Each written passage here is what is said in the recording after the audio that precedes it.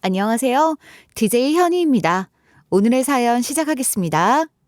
안녕하세요. 저는 40대 초반 박인주라고 합니다. 여러분은 꼭 만나야 할 운명, 인연을 오랜 세월을 지나 만난 경험이 있으신가요? 40년 좀 넘게 산 저는 사실 엄청난 운명의 힘을 느낄 만한 인연을 만난 것 같진 않았는데요. 엄마를 매개로 제게도 그런 일이 일어났지 뭐예요. 이런 일이 정말 일어나는구나. 이런 게 운명이구나. 그런 생각이 절로 들더라고요. 직접적으로는 저희 엄마에게 일어난 일이기에 제가 오늘 하려는 이야기도 저희 엄마의 이야기가 될 수도 있을 텐데요. 이야기를 잘 풀어보겠습니다.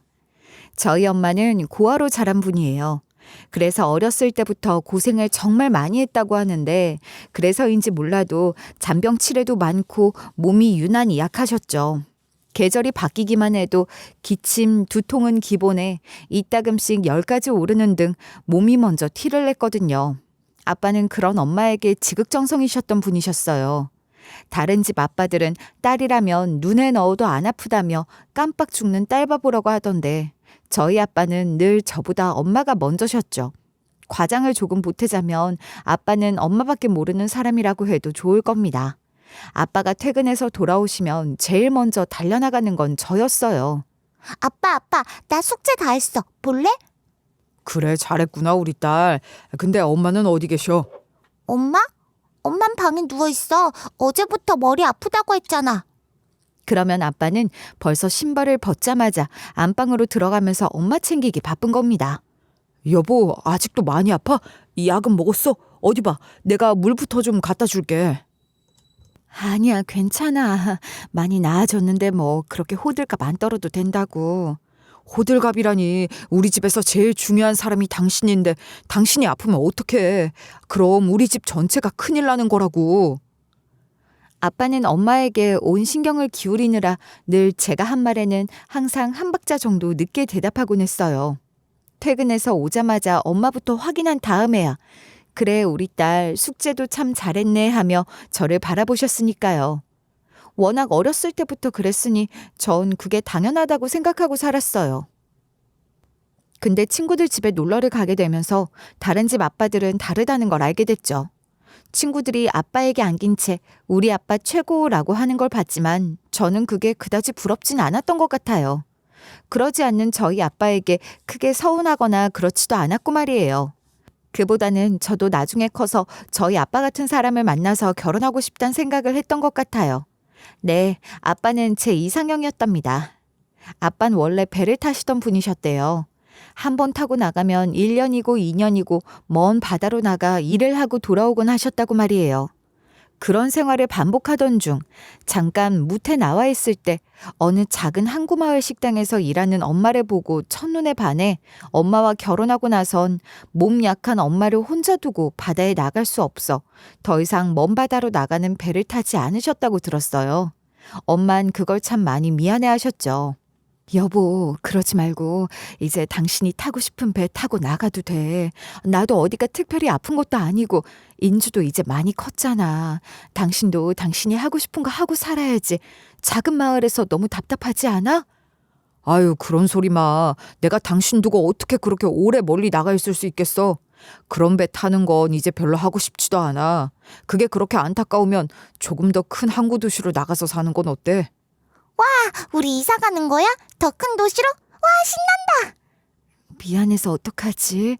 인주야, 엄마는 도시가 싫어. 사람 많은 곳에 가면 머리부터 아픈 것 같아. 가슴도 답답하고 말이야. 당신이 싫으면 나도 싫어. 인주야, 미안하지만 우린 이 마을에서 쭉 살아야겠다. 그래도 괜찮지? 치, 아빠는 엄마 말이라며 뭐든지 다 좋다니까 뭐. 알았어요. 나 혼자 뭘 어쩌겠어. 엄마가 미안해. 대신 우리 딸 공부 열심히 해서 큰 도시에 있는 대학에 가면 되잖아. 엄마가 응원할게. 아빠는 그렇게 작은 항구 마을에 살면서 가까운 바다에 나가는 배를 타거나 여기저기 허드렛 일을 해주며 생계를 유지했어요. 작은 마을이다 보니 아무래도 할 수 있는 일이 한정적일 수밖에 없었을 테고 그래서 조금 더 큰 항구 도시로 가고 싶어 하셨던 거겠지만 엄마가 싫다니 두말하지 않으셨답니다. 그렇게 해서 저도 엄마 아빠가 만난 그 작은 항구 마을에서 태어나 쭉 자라게 됐던 거예요. 큰 도시로 가는 것에 대한 환상 같은 것을 품었던 시절도 있었지만 저 역시 엄마처럼 작은 제 고향 마을이 좋았던 것 같아요. 도시 아이들이 시골로 수학여행을 오듯이 저희는 도시로 수학여행을 갔었거든요. 초등학교 6학년 때 처음으로 그렇게 도시 경험을 했었는데 그러고 나서 제가 사는 고향 마을이 더 좋아졌지 뭐예요. 수학여행 가보니까 엄마가 왜 도시를 싫어하는지 알 것 같더라. 사람도 너무 많고 공기도 많고 어지럽고 복잡한 게 너무 싫었어. 그래? 우리 딸은 도시에 가서 살고 싶어 하는 줄 알았더니 이번에 가보고 실망이 컸나 보네. 응, 별로였어. 친구들은 빌딩이나 건물 같은 거 보면서 멋있다고 하던데 난 그렇지도 않았고 감흥이 전혀 없었어. 우리 마을이 훨씬 더 좋은 것 같아. 그랬어?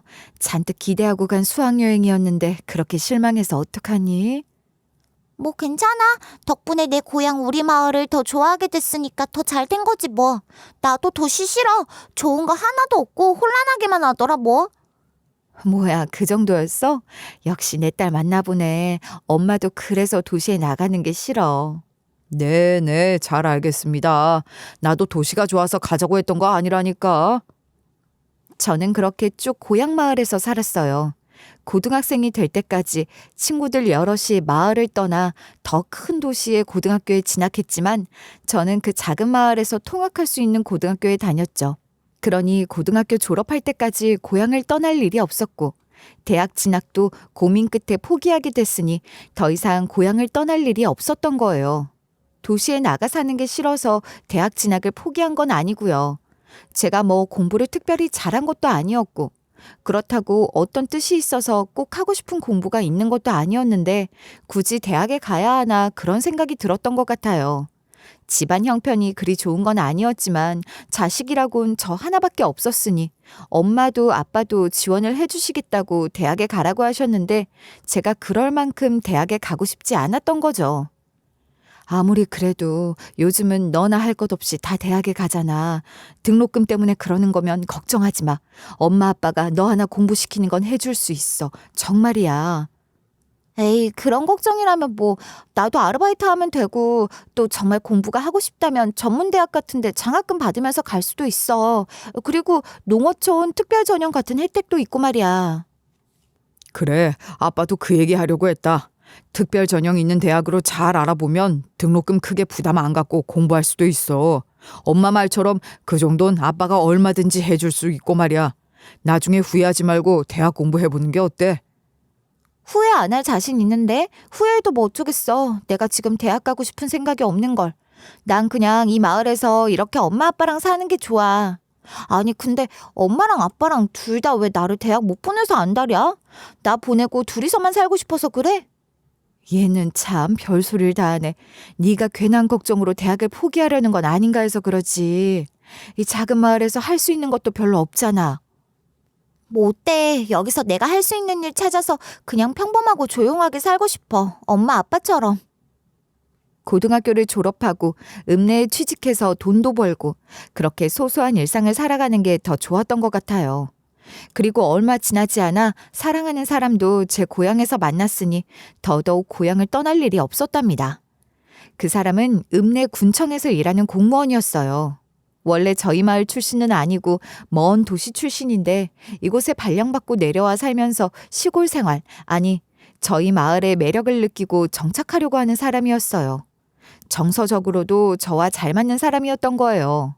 그 무렵 엄마 건강이 갑자기 안 좋아지셔서 병원 신세를 많이 지게 됐었는데 그러면서 나라에서 나오는 여러 가지 지원 혜택을 받으라는 병원의 안내를 받았었거든요. 그런 것들을 신청하기 위해 제가 군청에 갔었는데 그때 그 남자를 만나게 됐던 거예요. 그 사람은 제겐 물론이고 연세 많고 거동 불편하신 어르신들을 한 분 한 분 참 정성으로 대하는 게 보이더라고요. 저처럼 대신 일을 처리해줄 사람이 없으면 직접 구청에 나오실 수밖에 없으셨을 텐데 절차가 복잡하기도 하고 어려운 점이 한두 가지였을까요?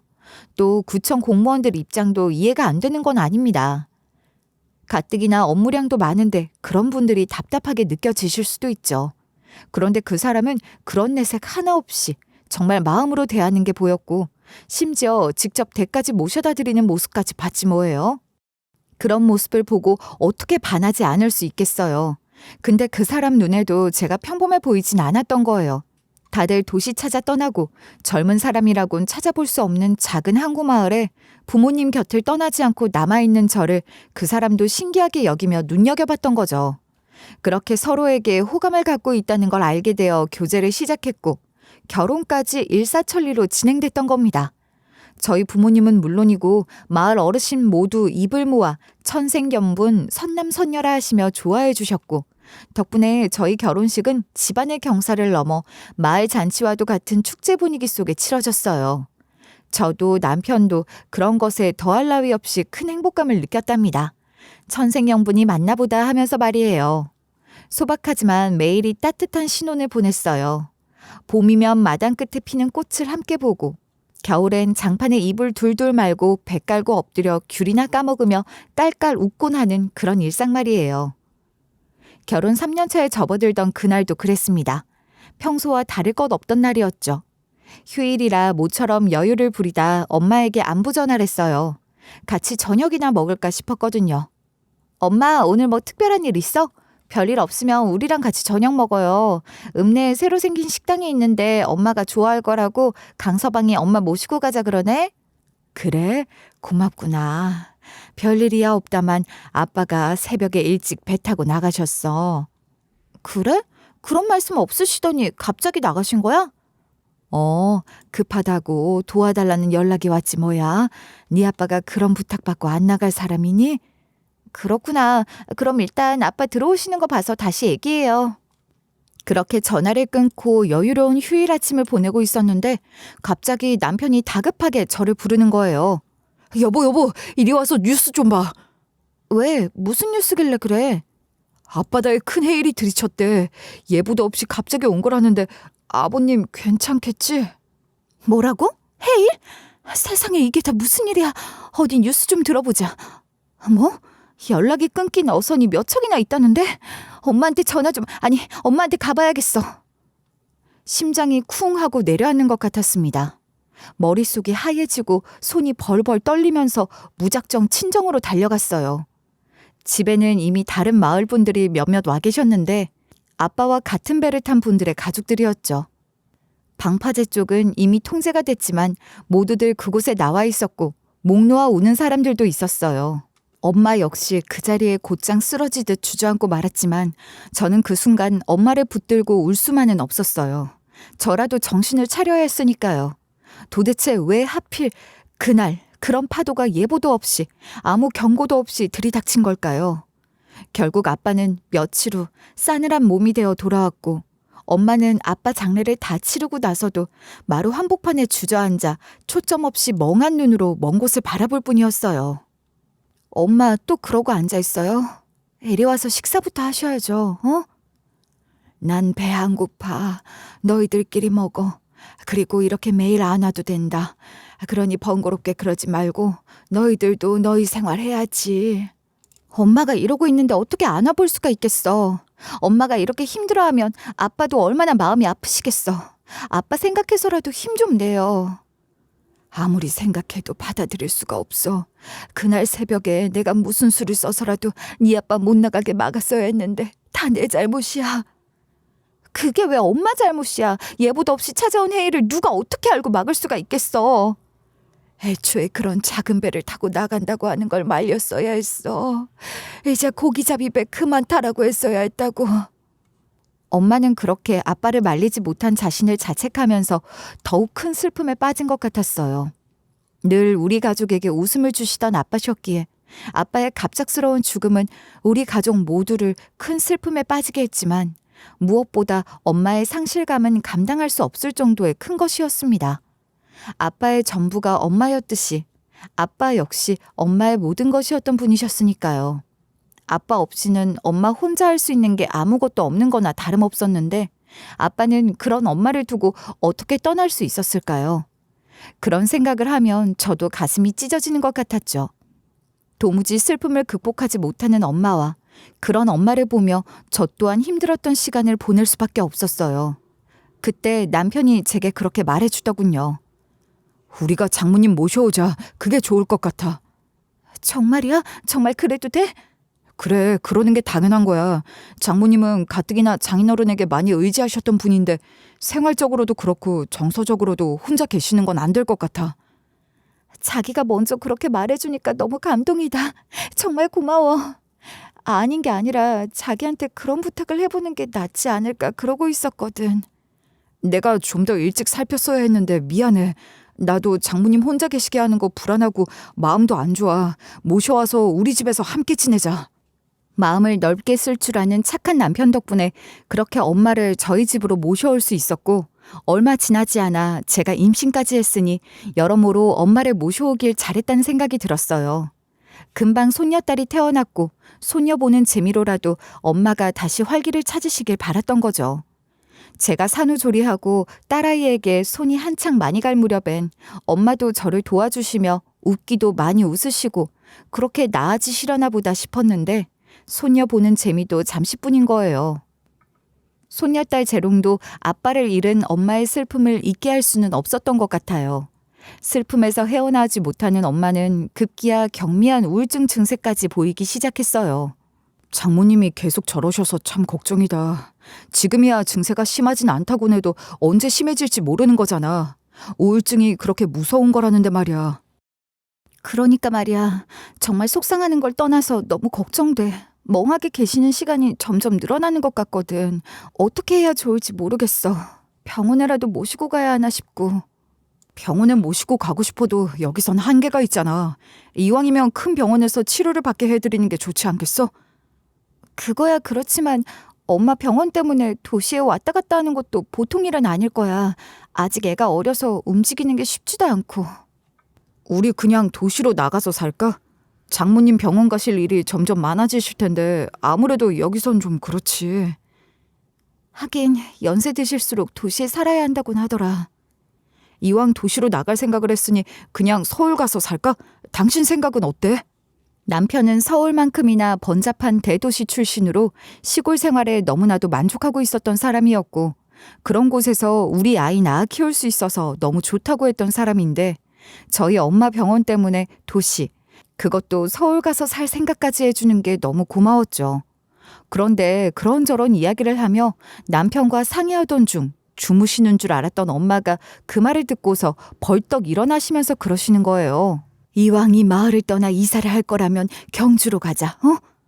아이고 깜짝이야. 엄마 주무시는 거 아니었어요? 근데 뜬금없이 경주는 뭐야? 장모님 경주에 무슨 연고라도 있으세요? 연고라니 내가 그런 게 어디 있니. 그냥 이 마을이 아니라면 경주에서 살았으면 해서 그래.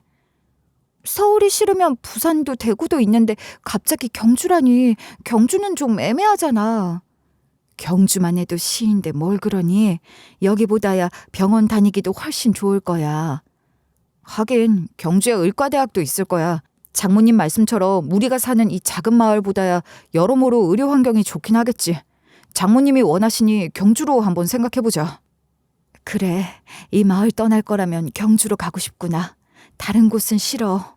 경주에 누가 있는 것도 아니라고 하시면서도 어찌나 강력하게 경주로 가자고 하시는지 의아하면서도 어쩐지 그곳으로 가야 할 것만 같더라니까요.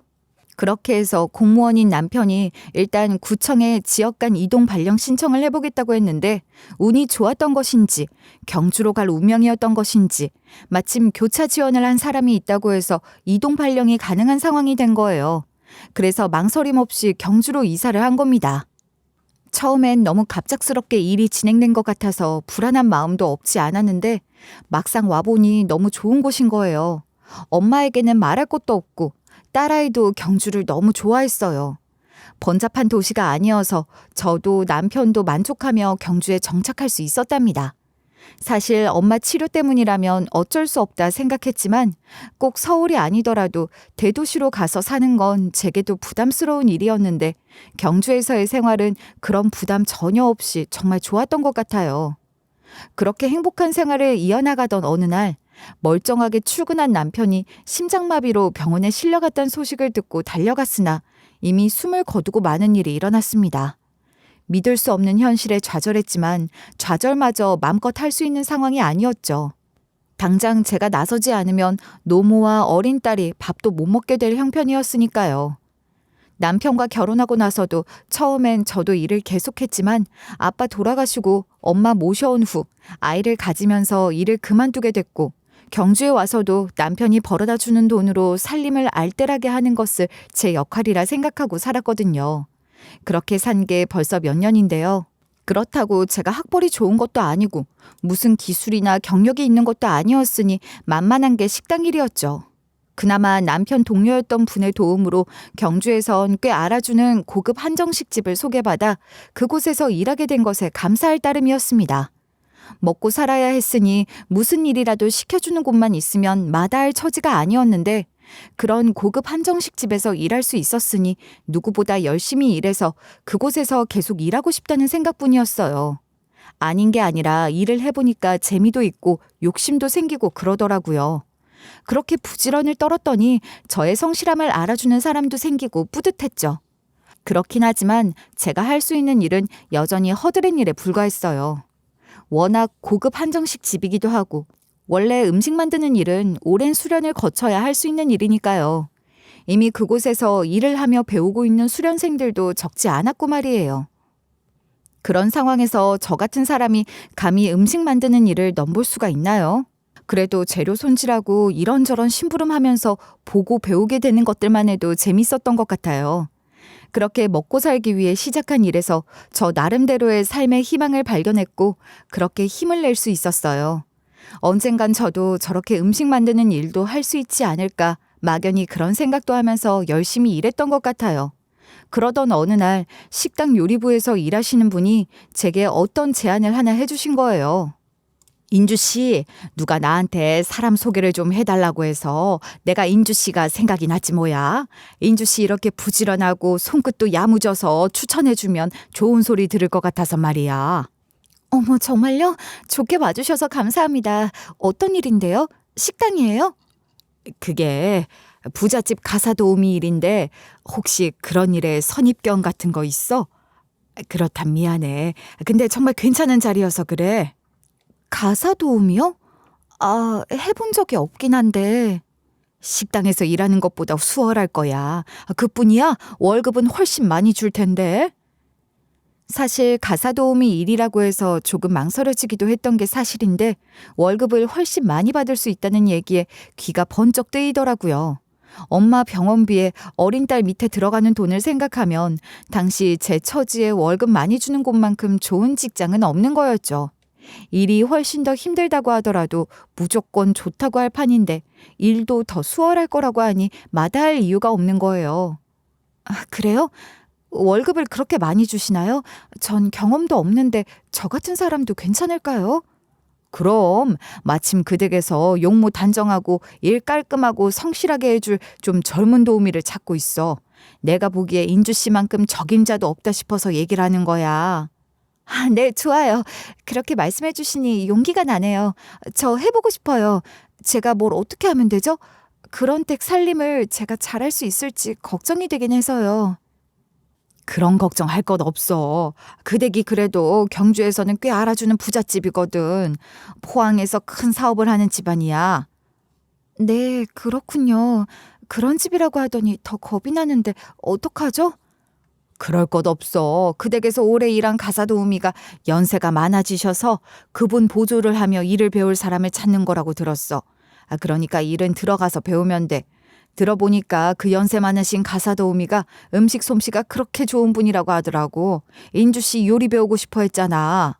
어머, 어떻게 아셨어요? 아, 네, 맞아요. 저도 언젠간 요리부에 들어갈 수 있으려나 그런 생각도 했는데.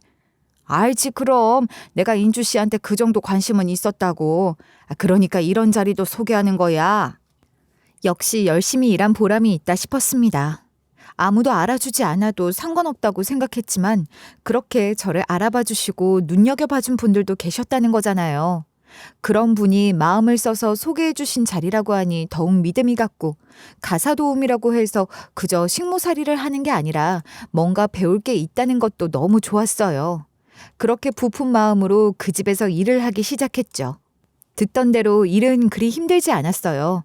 식구도 단출한 편이었거든요. 회장과 사모가 있었고 그 댁 자식들은 다 서울, 미국에서 산다고 하더라고요. 그리고 회장의 막내 동생이라는 분이 독신이신데 그 댁에 같이 사는 건 아니지만 회장과 함께 사업을 하는 분이기도 하고 근처에 살고 있었기에 자주 드나들었으니 그분의 식사를 챙기는 것 정도가 전부였어요. 회장이 어림잡아도 60대 중반은 되어 보이셨는데 그 막내 동생이란 분은 아무리 많이 봐도 40대 후반이나 되었을까요? 진짜 최대한 많이 봐도 50대 초반까지 보기도 힘들 것 같았으니 막내 동생 정도가 아니라 막둥인가 보다 싶었습니다. 처음 그 집에서 일하기 시작했을 때 그 댁 사모가 제게 주의사항인 듯 독신인 시동생이 자주 드나든다고 미리 말을 해줬었는데 그때 뭔가 약간 부정적인 뉘앙스로 말을 해서 저도 모르게 히스테릭하고 나이 많은 깐깐한 독신남을 생각했는데 생각보다 인상이 좋았어요. 말수가 없는 것도 점잖아 보여서 좋았고 무엇보다 늘 제게 깍듯하게 대해주는 걸 보면 성품도 좋은 사람이구나 했죠. 회장도 마찬가지였어요. 늘 바쁘신 분이니 자주 보진 못해도 좋은 분이라 느껴졌던 것 같아요. 그 댁 사모는 어땠냐고요? 뭐 굳이 따지자면 그나마 그 사모가 제일 깐깐한 편이라고 할 수 있었을 거예요. 제가 그런 부잣집 사모를 많이 볼 일도 없었지만 드라마 같은 데서 자주 보던 부잣집 사모 이미지를 어느 정도는 갖고 있는 그런 사람이었어요. 어머, 아줌마, 이걸 이렇게 두면 어떡해요? 이거랑 이건 전혀 다른 거라고요. 섞이면 안 되는데. 아, 정말 이걸 어떡해? 그런 거예요? 몰랐어요. 죄송합니다. 제가 아무것도 모르고 실수를 했어요. 어르신께 물어보고 잘 구분해 둘게요. 그럴 수 있겠어요? 앞으로는 뭐든지 저지르기 전에 좀 물어보고 해요. 그렇게 마음만 앞서서 한다고 잘하는 게 아니라고. 네, 그럴게요. 죄송합니다. 거참 아주머니가 의욕적으로 잘하려고 하다가 그런 걸 갖고 뭘 그렇게 유난이야. 그렇게 큰일도 아닌 것 같은데. 형수님이 가끔 그러실 때가 있죠. 아주머니 너무 그러실 것 없어요. 괜찮습니다. 애써주시는 거 알아요. 어머, 당신의 서방님까지 그러시면 나만 나쁜 사람 되는 것 같잖아요. 내가 뭘 어쨌다고 그래? 나도 뭐 그렇게 심하게 뭐라고 한 것도 아닌데 뭐. 그렇게 사모가 까탈을 부릴 때도 그 막내 동생이 함께 있는 자리라면 그런 식으로 제 편을 들어주기도 하셨고 일하는데 큰 어려움은 없었어요. 그 사모도 나쁜 사람은 아니었지만 아랫사람 부리는 것이 몸에 밴 듯 익숙해서 그 오래 일하셨다는 연세 많은 가사 도우미를 대할 때도 확실히 아랫사람으로 하대하는 게 있긴 했어요. 그래도 뭐 인격적으로 모멸감을 느끼게 할 정도의 갑질을 하는 건 아니었고 그 정도야 뭐 양반인 거죠. 아마도 부잣집에서 태어나 부잣집으로 시집 오고 평생을 그렇게 살았으니 자연스레 그런 사람이 되지 않았을까요? 제 입장에서 봤을 땐 그저 팔자 한번 잘 타고 태어난 사람이구나 뭐 그런 느낌이었던 것 같아요. 그냥 그렇게 생각하는 게 제가 더 편하기도 했고 말입니다. 하루는 사모가 저와 연세 많은 도우미 어르신을 붙들고 아침부터 아주 신신당부를 했어요. 어제부터 얘기했지만 오늘 정말 중요한 날인 거 알죠? 그럼요, 사모님. 시어머니 기일이라고 하셨잖아요. 그래요. 그러니까 정말 정성을 다해서 제사상 차려야 해. 내 말 무슨 말인지 알죠? 그 제사상 벌써 수십 년 내가 차리고 있지 않습니까?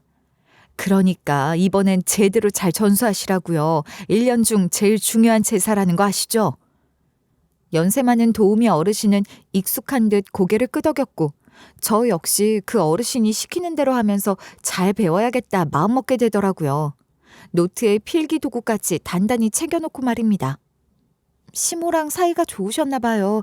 저렇게 정성을 다하는 걸 보면. 아니 근데 수십 년 지내온 제사라면 꽤 일찍 돌아가셨나 보죠? 그래서 더 정성을 들이는 건가? 나도 돌아가신 분을 직접 뵙진 못했어. 그저 정성을 다해 음식 준비를 해야 하는 제사상이라는 것만 아는 거지 뭐. 네, 그렇군요. 알겠어요. 뭐부터 하면 되죠? 편하게 알려주세요. 궁금한 게 있으면 제가 여쭤볼게요.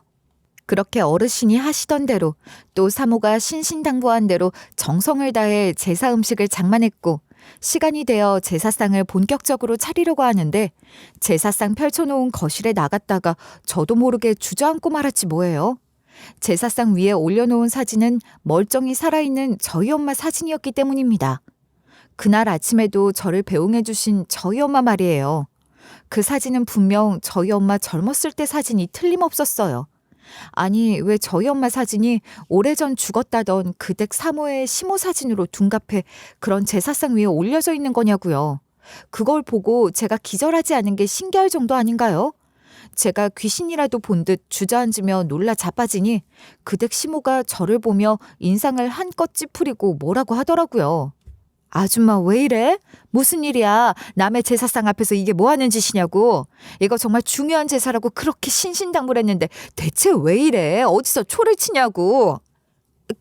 그게 아니라 저 사진이요. 저 사진이 사모님 시어머니 사진이라고요? 정말이에요? 정말 저 사진이 맞아요? 대체 무슨 소리를 하는 거야? 그럼 맞고 말고. 아줌마 정말 왜 이래? 정신이 어떻게 된 거 아니야? 그럴 리가요. 저 사진이 정말 사모님 시어머니 사진이 맞다면 정신이 어떻게 된 건 제가 아니라 사모님일 겁니다. 뭐? 이 아줌마가 정말. 아줌마 지금 나랑 뭐 하자는 거야? 저 사진이요. 저희 엄마 사진이라고요. 지금 저희 집에서 멀쩡히 잘 살아계시는 저희 엄마 사진이 틀림없어요. 저는 그렇게 말을 토해내듯 큰 소리로 말했고 제 말을 들은 사모는 입을 떡 벌리며 기함하더군요. 그런데 사모도 사모지만 언제 내려오셨는지 회장님이 2층에서 내려오시며 그 소리를 듣고 사모보다 빨리 저를 다그치셨는데 회장님이 제게 뭐라고 하셨는지 아세요? 뭐라고요?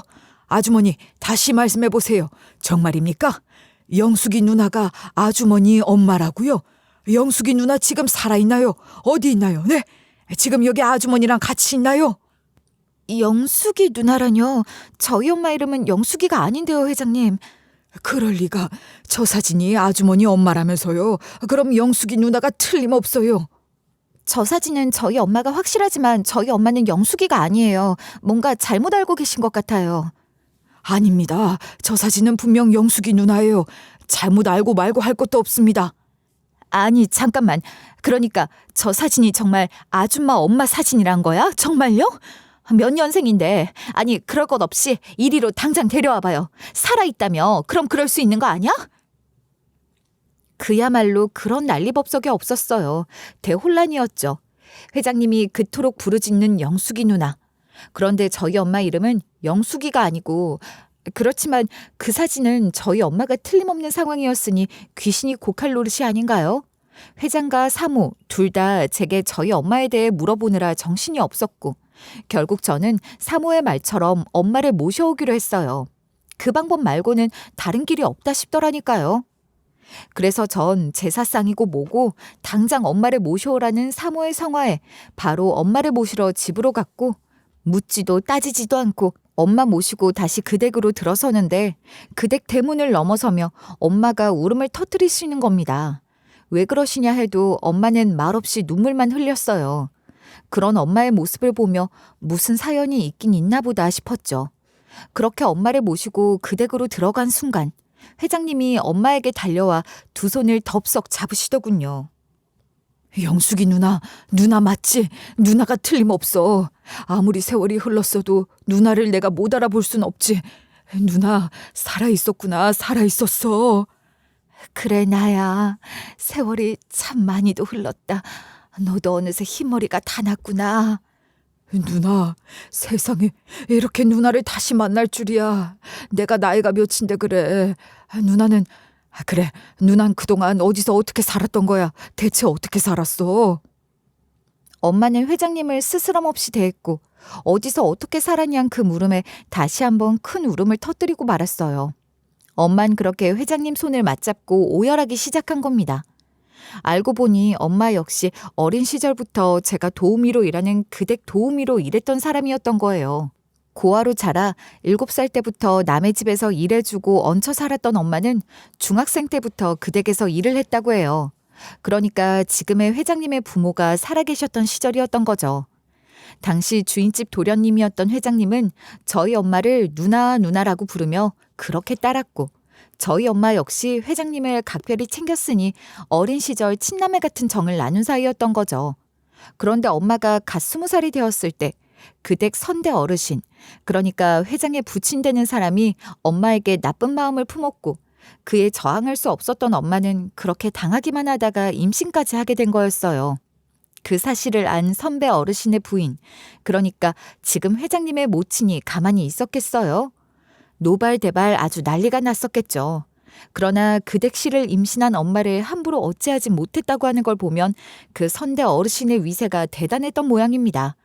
그렇게 엄만 그댁에서 아들을 낳았으나 아이를 낳자마자 쫓겨났다고 해요. 난 누나가 아이를 낳자마자 그렇게 쫓겨나듯 집에서 나가게 될 줄은 꿈에도 몰랐어. 우리 어머니가 그렇게까지 하실 줄은 정말 몰랐거든. 사모님이 내 꼴을 하루라도 더 보고 싶으셨겠니? 이 댁에서 아이를 낳게 해주신 것만 해도. 그리고 나도 이곳에 더 머물고 싶지 않았어. 오히려 쫓겨나는 게 좋기도 했어. 그래, 무슨 말인지 알아. 그때 누나 정말 힘들었을 거야. 내 한 몸 생각하면 그랬겠지만 그래도 피덩이인 아들을 낳자마자 뺏기고 나 혼자 몸으로 쫓겨나야 하는 게 쉽진 않았지. 평생 그 아이를 마음에 묻고 살았으니 그 아이는 어떻게 됐니? 잘 자랐어? 그럼 잘 자랐고 말고 바로 만나게 해줄게. 조금만 기다려. 정말 그 아이도 아직 여기 경주에 살고 있니? 나를 만나고 싶어 할까? 엄마가 낳은 아이, 그 아이는 바로 회장의 막둥이 막내 동생이었던 겁니다. 사람이 그렇게 괜찮은 사람이다 싶더라니 세상에 어떻게 이런 일이 다 있는지 모르겠어요. 엄마는 회장님으로부터 엄마가 낳은 아들에 대한 이야기를 들은 순간부턴 주체할 수 없이 많은 눈물을 흘리셨어요. 그 모습을 보니 저도 덩달아 눈물이 나더라고요. 지금껏 전혀 모르고 살았던 엄마의 과거, 그 회환들이 제게도 조금이나마 전해지는 것 같았고 엄마의 마음을 알 것 같았으니까요. 그나저나 그 제사상은 대체 뭐냐고요? 저도 그게 정말 너무 궁금한 거예요. 그게 어떻게 된 거냐면 말입니다. 회장의 모친 되시는 선대 사모는 엄마를 그렇게 쫓아내고도 분이 안 풀렸던 모양이에요. 선대 어르신이 돌아가시자마자 그때부터 저희 엄마 사진을 올려놓고 이렇게 저희 엄마 제사상을 차리게 했단 겁니다. 아니, 멀쩡하게 살아있는 사람 제사를 왜 지내요? 그리고 그렇게 못마땅해서 못 잡아먹어서 안달이라 몸 풀자마자 내쫓기까지 해놓고 무슨 지극정성 제사상이란 거죠? 저로서는 도무지 이해가 안 되네요. 그게 살아있는 사람의 제사를 지내면 그 사람에게 불길한 기운이 전해져서 오래 살지 못한다거나 뭐 그런 속설 들어본 적 없어요? 네? 뭐라고요? 그러니까 이 제사상이 저희 엄마 잘못되라고. 그러니까 말하자면 저주를 하는 제사상이었단 거예요? 아휴, 이걸 어떡하나. 그래, 말하자면 그런 건데 우리 어머님 입장도 생각을 좀 해줘야지, 아줌마. 우리 어머님 입장에선 아줌마 엄마가 얼마나 미웠겠어. 내가 시집 왔을 때 우리 어머님이 나한테 시집살이라고는 시키신 적이 없는데 이 제사 하나만큼은 잘 지내야 한다고 그렇게 가르치셨다고. 오죽하면 그러셨겠어. 우리 어머님도 그게 한이 맺히셨던 거지. 정말 기가 막히더군요. 여러분은 그런 이야기를 들어보신 적 있으신가요? 전 그런 얘기를 처음 들었거든요. 멀쩡하게 살아있는 사람의 제사상을 그 사람 사진까지 올려놓고 그토록 지극정성으로 지내는데 그게 다름 아닌 저주의 의식 같은 거였다니 말입니다. 사모는 시모에게 그 모든 이야기를 다 듣고 시모 위하는 마음으로 시모 살아생전에는 물론이고 자기 시모가 돌아가신 후에도 그 시모의 뜻을 받든다며 계속해서 그 제사를 지내고 있었단 겁니다. 회장님은 자기 어머니가 그렇게까지 하는 것이 바람직하지 않다고 생각했고 저희 엄마에게 미안한 마음이 컸지만 그렇다고 어떻게 할 수도 없었고 자기 아내인 지금의 사모도 자기 엄마 뜻을 받든다는 것 또한 말리지도 못하고 그저 지켜보고만 있었단 거예요. 이 사람이나 돌아가신 어머니를 생각해서 내가 나서서 뭐라고 하지도 못하고 이런 말도 안 되는 제사를 지내는 걸 막지도 못했지만 누날 찾아보려고 했었어. 어머니 돌아가시고 나서 나름대로 이리저리 수소문을 해봤는데 찾을 수가 없더라고. 찾지 못했을 거야. 혹시라도 누가 날 찾을까 봐 겁이 나서 이름도 바꾸고 작은 마을에 숨어 살다시피 했으니까. 그래, 그랬구나. 이름도 바꿔버린 거였어. 그렇게 평생 숨어 지내는 게 답답하지 않았어? 누나, 정말 고생 많았어. 그리고 너무 미안해. 정말이야. 우리 부모님을 대신해서 내가 꼭 잘못을 빌고 싶어. 그게 네가 이럴 일이겠니? 네가 이럴 일이 아니야. 엄마에게 그런 과거가 있었다는 걸 전혀 몰랐으니 제게도 이 모든 이야기가 너무나 큰 충격이었어요. 산후조리도 제대로 못하고 쫓겨나 이리저리 떠돌아다니며 고생을 한 탓인지 엄만 그렇게 몸이 약했었나 싶더라고요. 평생 온갖 잔병치레를 달고 살며 병약했던 엄마잖아요. 아니면 이 댁에서 그토록 정성스레 지냈다는 그놈의 저주와도 같은 그 제사가 정말로 무슨 나쁜 기운이라도 몰고 온 걸까요? 대체 저희 엄마가 무슨 죄를 지었길래요? 저도 모르게 억울한 감정과 분노가 훅 하고 치고 올라오는 것 같기도 했습니다. 그리고 그때 회장님의 연락을 받고 막내 동생이 달려왔죠. 엄마가 그때 낳았다는 그 아들, 그러니까 제게는 아버지가 다른 오빠가 되는 셈이네요. 회장의 막내 동생이란 그 사람은 자라는 동안 엄마의 존재에 대해 어렴풋이 알고는 있었던 모양이더라고요. 자기가 회장의 모친, 그러니까 선대 어르신의 아내인 선대 사모 소생의 친자가 아니라는 것은 회장 모친의 태도로 어렸을 때부터 익히 느꼈을 테고, 선대 어르신이 돌아가신 후부터는 아예 대놓고 선대 사모가 시모가 낳은 자식이란 소리를 공공연하게 했다고 하니 모를래야 모를 수도 없었을 겁니다. 그런 소리를 듣고 자라야 했으니 그 사람도 참 기구하게 살았다는 생각이 들어 더 마음이 짠했어요. 제가 그랬으니 엄마는 어떠셨겠어요?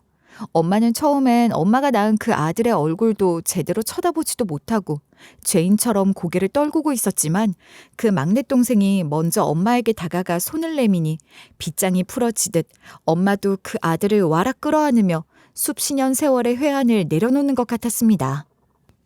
매년 지내는 이 제사가 나를 낳은 생모의 제사일지도 모른다는 생각은 했어요. 그렇지만 나를 낳다가 돌아가셨다고만 생각했지 이렇게 무슨 저주를 하려는 그런 제사인 줄은 꿈에도 몰랐죠. 그래도 돌아가신 제 엄마를 기리려는 것으로 감사하게 생각했는데. 서방님, 나를 원망하지 마세요. 나도 돌아가신 어머니 생각해서 어쩔 수 없이 한 거니까요. 내가 무슨 서방님 생모에게 철천지 원수를 졌다고 그랬겠어요. 이런 제사 나한테도 번거로운 거라고요. 미안하다. 내가 진작 못하게 했어야 하는 건데 알면서도 그러질 못했어. 그런 말씀 마세요. 그 덕분에 이렇게 모든 사실이 다 밝혀지게 됐잖아요. 저 제사상에서 저희 엄마 사진을 보지 않았다면 지금 이렇게 모두가 한자리에 모이지도 못했을 겁니다. 맞는 말이잖아요. 회장님 막내 동생은 자기 엄마의 제사상일 거라는 막연한 짐작을 했을 뿐 한 번도 그 제사에 참여한 적은 없었다고 해요. 자기가 태어난 것이 떳떳하지 않은 일이었다는 짐작을 하고 있었으니 그랬을 겁니다. 이제 이렇게 모든 진실을 알게 된 회장님의 막내 동생, 그러니까 제 오라버니와 엄마는 그렇게 서로를 마주보며 한참 동안 오열했어요. 40년도 훌쩍 넘은 50년 가까운 세월이 흐른 뒤에 마주한 모자라 아닌가 말입니다. 그러는 게 당연하죠. 그러고 보면 그때 엄마가 경주로 가자고 했던 것도 다 이유가 있었던 거예요. 그렇게 쫓겨난 집이었고 아픈 기억이 있는 곳이었지만 엄마가 경주에 가자고 한 건 바로 그 두고 온 아들 때문이었겠죠. 엄마가 낳은 아들이 잘 살고 있는지 한 번이라도 보고 싶었던 걸 거예요. 그렇게 엄마는 엄마가 낳은 아들을 다시 만나게 된 거죠. 그 옛날에도 엄마를 누나라 부르며 잘 따랐던 회장님은 그리 쫓겨난 엄마를 안타까워하기도 했었으니 그런 마음으로 엄마가 낳은 그 아들, 그러니까 자신의 막내 동생을 잘 보듬어 지금까지 지내온 것 같아요. 제 오라버니가 되는 그분도 말썽 한번 부리지 않고 잘 자라줬으니 회장님과 함께 회사를 잘 이끌어가고 있는 거고 말이에요. 그렇게 자기 자리를 잘 지켜준 오라버니 덕분에 엄마도 엄마 아들을 낳은 사람으로서의 자격을 회복할 수 있었어요. 물론 그 댁 사모가 엄마를 시모로 깍듯하게 대접하지 않지만 그렇다고 함부로 하지도 못하니 그 정도면 됐죠 뭐. 처음에는 돌아가신 시모 이야기를 하며 절대 엄마를 받아들일 수 없다고 했지만 회장님이 강력하게 주장하신 덕분에 사모도 어쩔 수 없이 받아들이게 된 거예요. 그렇게 해서 저희는 지금 오라버니 혼자 살던 집에 들어와 함께 살고 있답니다. 마당 넓은 집이라 저희 딸이 너무 좋아하고 엄마도 어릴 때부터 살던 마을 경주에서 편안한 생활을 하고 계세요. 병원 치료도 오라버니가 꼬박꼬박 엄마 모시고 잘 다녀주고 계신답니다. 저는 그 댁에서 식모살이 하던 걸 그만두고 요리 공부를 시작했어요. 기억하시나요? 제가 한정식 집에서 일할 때 요리를 배우고 싶어 하며 관심 갖고 있었던 걸 말이에요. 오라버니가 적극적으로 지원해 주신다고 하셔서 배우고 있는데 전통 그대로의 요리법을 배워 현대적으로 재해석하는 저만의 요리를 만들고 싶다는 꿈을 꾸고 있어요. 40년 넘게 존재도 모르고 살았던 오라버니지만 이런 게 핏줄이고 가족이라는 것인지 그런 생각이 절로 드는 요즘입니다. 지금 저희 가족은 서로를 더 알아가고 있고 그러기 위해 노력도 많이 하고 있어요. 이렇게 매일 조금씩 더 가족이 되어가는 것이겠죠. 여러분, 제 이야기, 아니 저희 엄마의 이야기 어떻게 들으셨나요?